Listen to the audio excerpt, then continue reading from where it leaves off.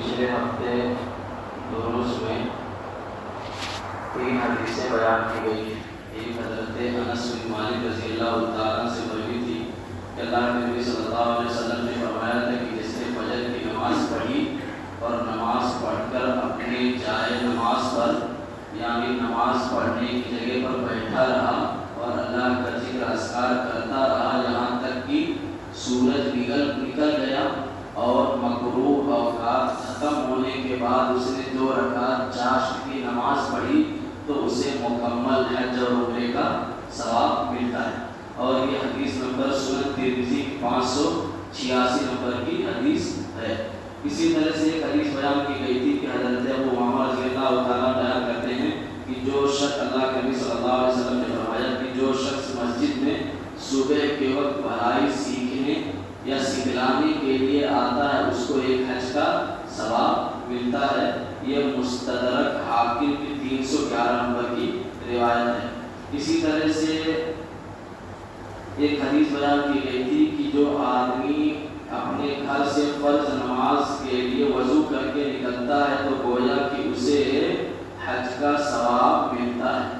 یہ 3 حدیثیں اگر آدمی اس پر عمل کرے تو ایک دن میں 5 حج کا ثواب ملتا ہے، یعنی کہ 5 فرض نماز کے گھر سے وضو کر کے آئے 5 ہو، فجر کی نماز پڑھ کر ذکر اذکار کرتا ہے، چاشت کی نماز پڑھ لی 6، اور دوسرا یہ کہ علم دین سیکھنے یا سکھانے کے لیے اس پر حج کا ثواب ملتا ہے۔ یہ حدیث جو ہم نے بیان کی ہے، خانہ کعبہ کے امام سلیمان الرحیل، ان کی قرأت بہت مشہور ہے، جو لوگ قرأت وغیرہ سنتے ہیں وہ جانتے ہوں گے، وہ خانہ کعبہ کے فی الحال میں ابھی وہ امام ہیں۔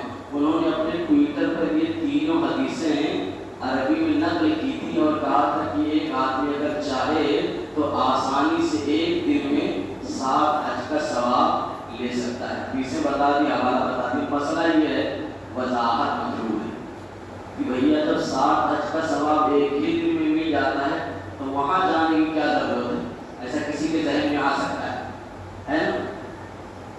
جو حج کا ثواب یہاں آپ کو ملے گا وہ حج پر جانے کے ثواب کے قائم مقام نہیں ہو سکتا ہے، قائم مقام نہیں ہو سکتا۔ مثال کے طور پر 3 بار اگر ہم سورہ اخلاص یعنی قل هو اللہ احد پڑھ لیں تو ہمیں کتنا ثواب مل گیا؟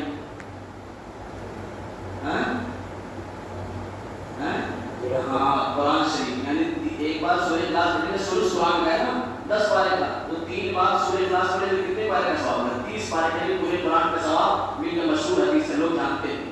اب یہ بتاؤ کہ ایک آدمی اگر فرض نماز میں 3 بار سورہ اخلاص پڑھ لیتا ہے تو اسے پورے قرآن کا ثواب تو مل گیا۔ اب اگر وہ سورہ فاتحہ نہ پڑھے تو کیا اس کی نماز ہو جائے گی؟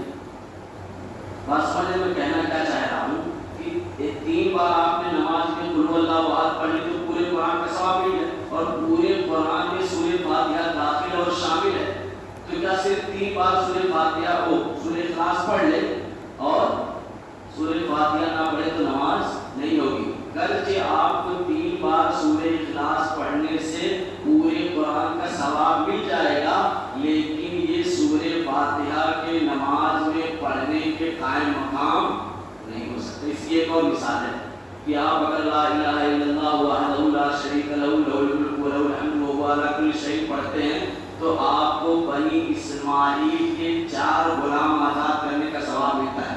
اب مان لیجیے کہ آپ نے کوئی گناہ کر دیا ہے، حج وغیرہ میں غلطی ہو گئی ہے اور آپ کو 10 غلام آزاد کرنے ہیں، تو آپ یہی کلمات اگر 3 بار کہتے تو 4 دیا 12 غلام آزاد کرنے کا ثواب مل گیا۔ تو کیا آپ کو جو غلطی آپ نے کی ہے حج میں، یہ 4 بار یا 3 بار یہ کلمات کہنے سے آپ کو ثواب ملا ہے، لیکن غلام آزاد کرنے کے قائم مقام نہیں ہو سکتا۔